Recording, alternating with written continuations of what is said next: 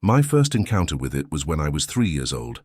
I vividly remember laying on the bed, alone in the room, when suddenly a young man in a suit entered my room, sat down and talked to me. I never met him before, and after a few minutes of some comforting speech from him, he simply stood up and left.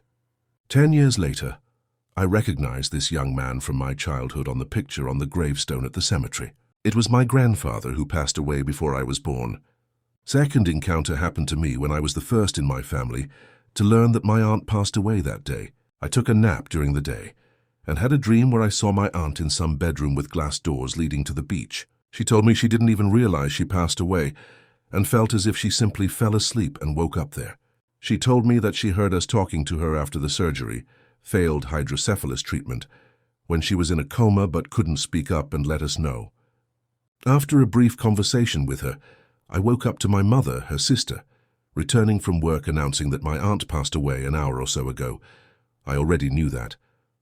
There are several other times when I saw my past relatives in my dreams, visiting me and talking to me about something going on in life I was struggling with or giving advice on the matter.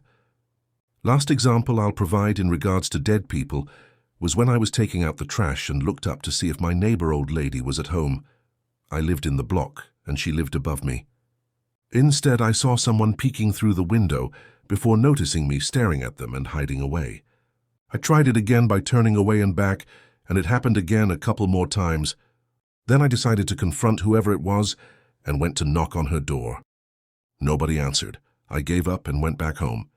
An hour later, I heard her go upstairs to her apparent and asked if she had guests visiting, or if someone stayed at her place while she was gone. She was confused and shook her head no, saying that her family will be able to visit her only at the end of the week. Later that evening, she invited me to her place and asked me where I saw the person in question.